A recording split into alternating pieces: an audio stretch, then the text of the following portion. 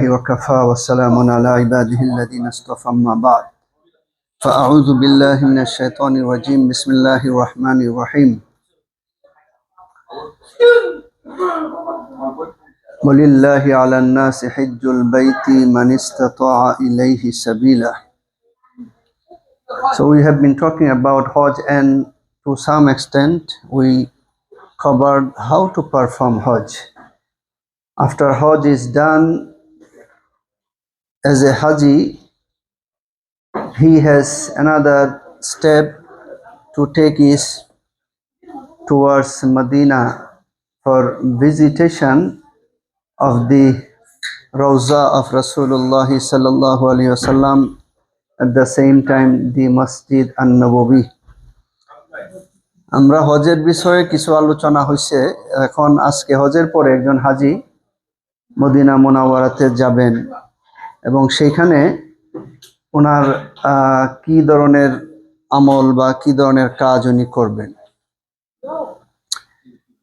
So as a Haji, he is of course now ready to see the Rawza of Rasulullah sallallahu alaihi wasallam, Ziyaratul Rasul sallallahu alaihi wasallam.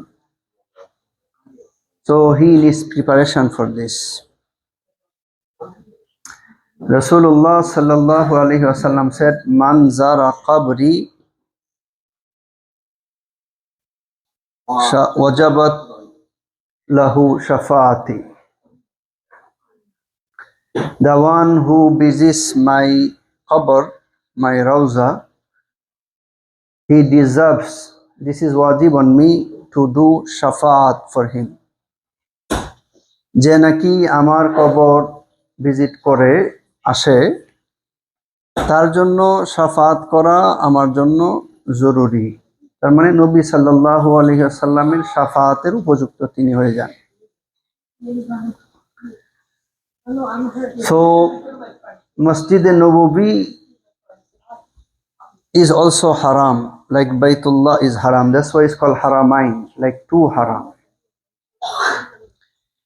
To pray in Masjid an-Nabawi is also worth rewarding.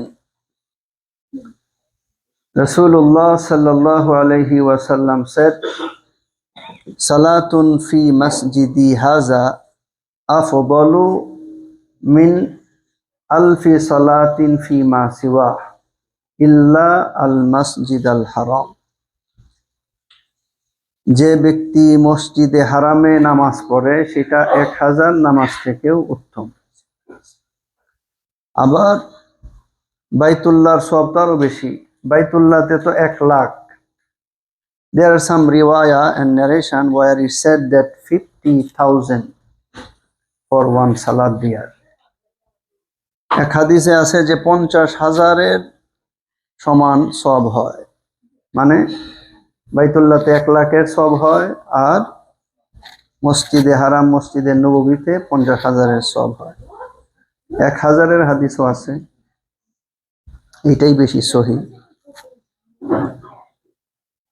And in the Masjid of Rasulullah sallallahu alaihi wasallam, when he enters, of course he will have to maintain the adab and manner of entering the masjid. For example, Bismillahi wassalatu wassalamu ala Rasulillah, Allahumma aftahli abwaba rahmatik. Then to make 2 rakat of Dukhulul Masjid. Dukhulul Masjid should be, of course, before sitting, unless there is any excuse. মসজিদে নববীতে যখন যাবে, সাধারণত আমরাও যে দুনিয়ার যে কোনো মসজিদেই যাই, একই আমল। সেটা কি? মসজিদে ঢুকেই প্রথম 2 রাকাত পড়া। অনেক সময় মানুষ আইসা আগে বসে তারপরে পড়ে, এটা নিয়মের বহির্ভূত। নিয়ম হলো বসার আগেই পড়ে ফেলা 2 রাকাত। But there are some elderly people who are mazur, so they needs to take some time to get ready. কিন্তু যারা বয়স্ক বা কোনো কারণ যাদের আছে উজর, ওনারা হয়তো অনেক সময় একটু বসে তারপরে পড়েন, এই কারণে যে অনেক সময় বেশি হাইটে আসার কারণে বা মাজুরির কারণে একটু সময় দরকার হয়, তো সেটা এক্সকিউজ। কিন্তু সাধারণত সুস্থ মানুষের জন্য অবশ্যই মসজিদে ঢুকেই প্রথম কাজ এটা। Then to visit the Rawza of Rasulullah sallallahu alaihi wasallam to give salam to him.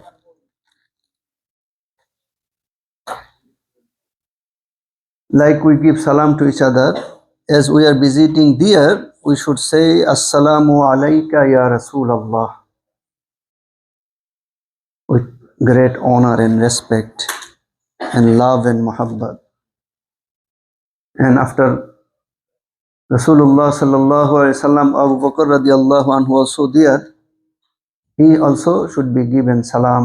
Assalamu alayka ya Umar ibn al-Khattab radiyallahu anhu.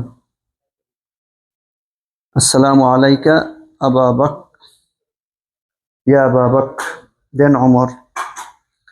প্রথম রাসূলুল্লাহ সাল্লাল্লাহু আলাইহি ওয়াসাল্লামের পরে আবু বকর ওখানে শুয়ে আছেন রাদিয়াল্লাহু আনহু, তারপরে উমর রাদিয়াল্লাহু আনহু, ওনাদেরকেও সালাম দেওয়া, এটাও ওই আমলের অংশ। Some ulama, they have worked on it and said that while visiting the Rawza of Rasulullah sallallahu alaihi wasallam, the kalima shahadat should be added there as if you are making witness of your kalima reciting in front of Rasulullah sallallahu alaihi wasallam. উলামাদের অনেকে এইভাবে suggestion দিয়েছেন যে যখন কেউ রওজায় যাবে সে যেন কালিমা ও শাহাদাতও পড়ে, কালিমায়ে শাহাদাত ওই সময়। তাহলে এটা যেন আপনি নবী আলাইহিস সালামের সামনে কালিমা পড়লেন, নবী আলাইহিস সালাম আপনার কালিমার সাক্ষী হয়ে গেল। আশহাদু আল্লা ইলাহা ইল্লাল্লাহ ওয়া আশহাদু আন্না মুহাম্মাদান আবদুহু ওয়া রাসূলুহু। You can make intention in your mind like addressing Rasulullah sallallahu alaihi wasallam, Ya Rasulullah, I am reciting the kalima you came with in front of you, so be witness for me. এভাবে নিজে নিজে মনে মনে বলা যায় যে আমি আপনার সামনে যে কালিমা আপনি নিয়ে আসছেন এটা পড়তেছি, আপনি আমার পক্ষে সাক্ষী হন। আর নবী আলাইহিস সালাম তো জীবিত, rather all the anbiya are prophets and messengers are always alive. Rasulullah sallallahu alaihi wasallam said, Al-anbiya'u ahya'un fi quburihim yusallun. All the prophets, they are alive in their qabr and praying salat there. সমস্ত নবী রাসূল ওনারা কবরে আছেন, কিন্তু সেখানে কিভাবে আছেন? জীবিত অবস্থায় ওনারা ইবাদতের মধ্যেই আছেন, নামাজ পড়তেছেন। তো নবীরা সবাই জীবিত। তো ওইখানে এই জন্য আদব বেশি হবে।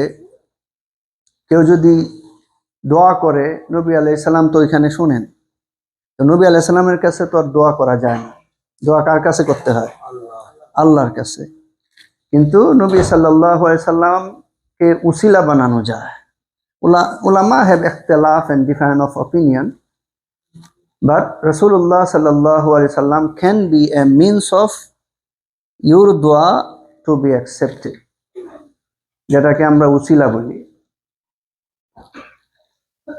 নবী আলাইহিস সালামের ওই সময় আপনি যখন কবর জিয়ারতে যাবেন, রওজাতে যাবেন, সেইখানে আপনি দোয়া করার সময় নবীজির উসিলাও নিতে পারেন। ডিফারেন্ট ওপিনিয়ন আছে, কিন্তু এইটা accepted opinion. Ulama had reached the decision, yes, Anbiya and prophets are alive, so why should we not take the usila of Rasulullah sallallahu alaihi wasallam. This is one amal. In another hadith it came, Rasulullah sallallahu alaihi wasallam said, the one who visits my qabr as if he is visiting me in my lifetime, alive. নবী সাল্লাল্লাহু আলাইহি সাল্লাম বলছেন যে মানুষ আমার কবরে আসে, সালাম দেয়, দেখা করে, সে যেন জীবদ্দশায় আমার সাথে এসে দেখা করলো। Now you can think his status, the one who visits there, who goes there, he will be able to transform in totality as a real human, because the impact of Rasulullah sallallahu alaihi wasallam will be understood there. R this is very difficult also to make others understand unless you experience by yourself. আপনি নিজে যখন এখানে যাবেন বুঝতেই পারবেন different অনুভূতি যারা আল্লাহর ঘরে গেছেন। হজে তো অনেকের হয়তো হয় নাই, কিন্তু উমরাতে তো অনেকেরই হয়েছে আলহামদুলিল্লাহ। আর হজও জরুরি, এই আলোচনা তো আগে হয়েছে, সেটা আমরা খেয়াল করি। তো এই জন্য মানুষের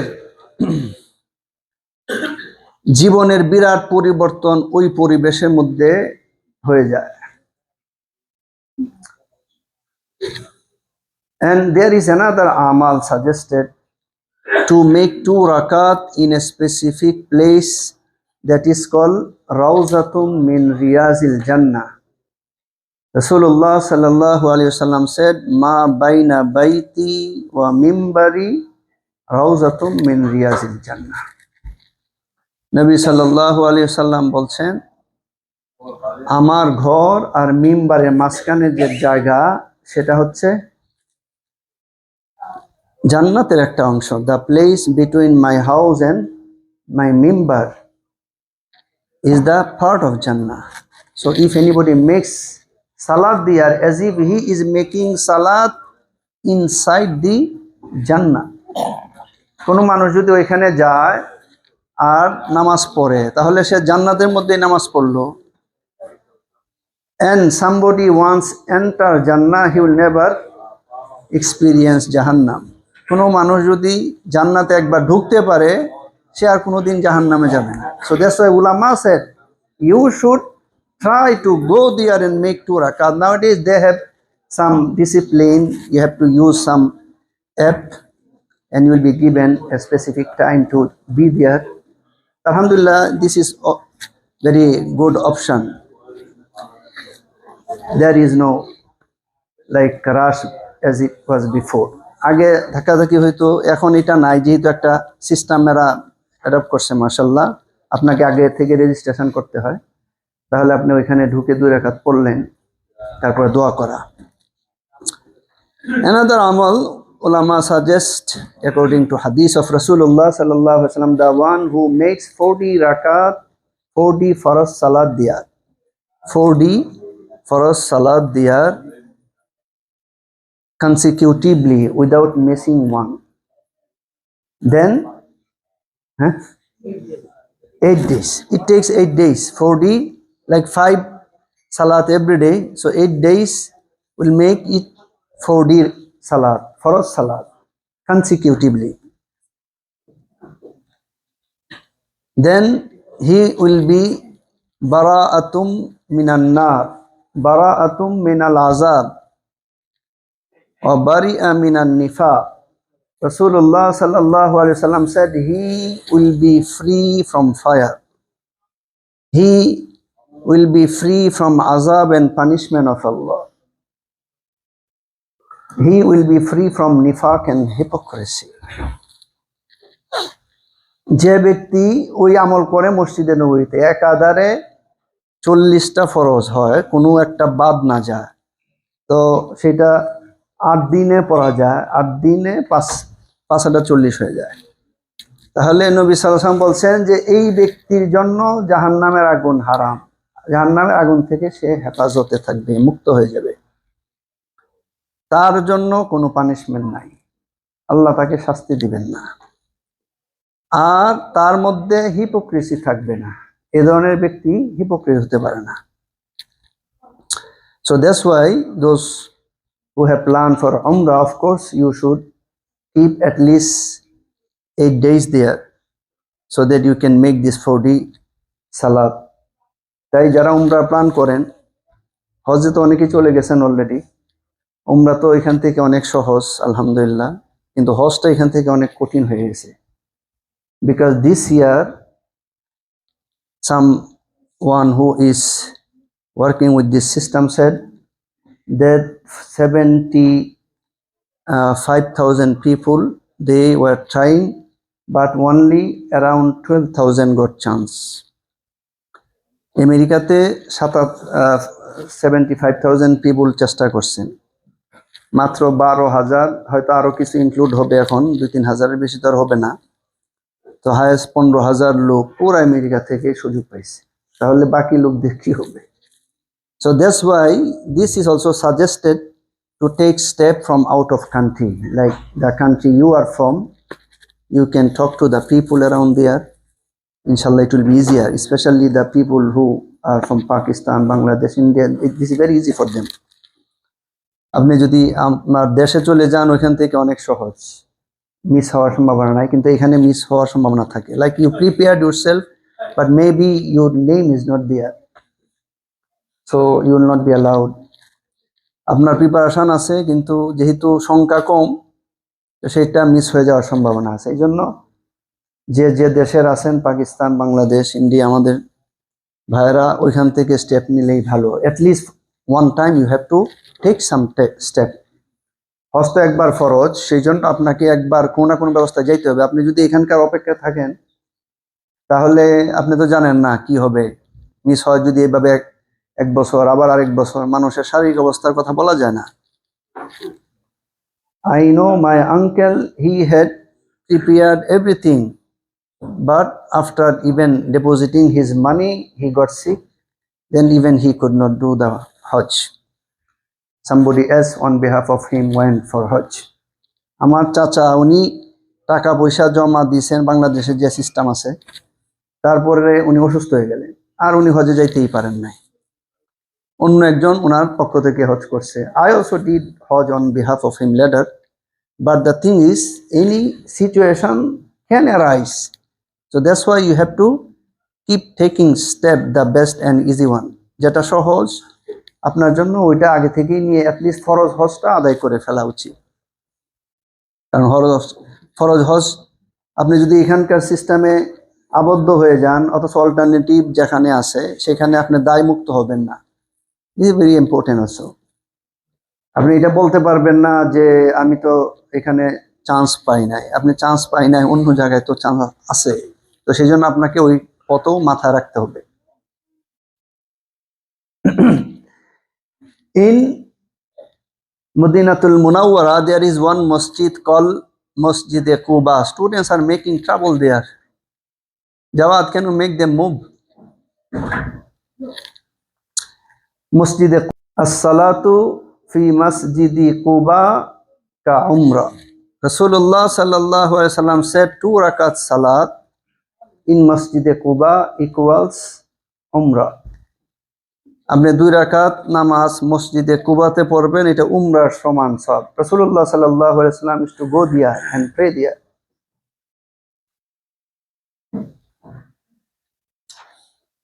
And also the maqbara of Badr and Uhud to be visited, because there is barakah. They are the greatest people who had given and sacrificed their life for the upliftment of deen.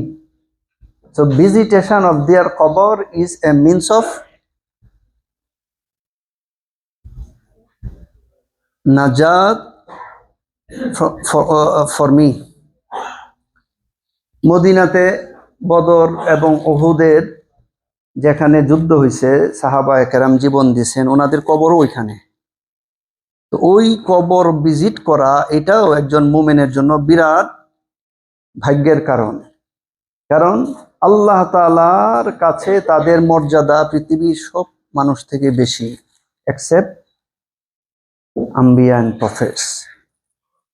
নবী রাসূল ছাড়া পৃথিবীতে যত ভালো মানুষ আসছেন, তাদের মধ্যে সব থেকে ভালো মানুষ হলো নবী সাল্লাল্লাহু আলাইহি সাল্লামের ওই সমস্ত সাহাবায়ে কেরাম যারা বদর এবং উহুদে আল্লাহর নবীর সাহায্যে জীবন দিয়েছেন। তো এই জন্য সেখানে যাওয়া, এটাও বরকতের লক্ষণ, কল্যাণের কারণ হয়। And also when you come back, you should again visit the Rawza of Rasulullah sallallahu alaihi wasallam. আপনি যখন চলে আসবেন, আবার সালাম দিয়ে চলে আসবেন। আসসালামু আলাইকা ইয়া রাসূলুল্লাহ, আসসালামু আলাইকা ইয়া আবা বকর as-সিদ্দিক, আসসালামু আলাইকা ইয়া উমর ইবনে আল-খাত্তাব রাদিয়াল্লাহু তাআলা আনহুম আজমাইন। তো সাহাবাদের দুইজন ওইখানে আছেন, বাকিরা তো কেউ উহুদে আছেন, কেউ বদরে আছেন, কেউ সারা পৃথিবীর বিভিন্ন জায়গায় আছেন। তো সাহাবাদের ব্যাপারে আল্লাহ তাআলা তাদের পবিত্রতা এবং তাদের এক্সিলেন্সের কথা কোরআনে বহু জায়গায় বলছেন। এই জন্য যদি কোনো সুযোগ পাওয়া যায়, জানা যায় যে এখানে সাহাবাদের খবর আছে, ইভেন চায়নাতেও সাহাবাদের হযরত সাদ ইবনে আবি ওয়াক্কাস রাদিয়াল্লাহু আনহু খবর আছে। তো পৃথিবীর অনেক জায়গাতেই সাহাবারা গেছেন। তো মদিনাতে তো সব থেকে বেশি না, মানে যারা ওই ওই সময় শহীদ হয়েছেন বেশিরভাগ তো বাহিরে বিভিন্ন দেশে চলে গেছিলেন দ্বীনের জন্য। আল্লাহ তাআলা আমাদের বুঝার আমল করার তৌফিক দেন। ওয়া আখিরু দাওয়ানা আনিল হামদুলিল্লাহি রাব্বিল আলামিন। যারা সুন্নাত পড়েন সুন্নাত পড়েন।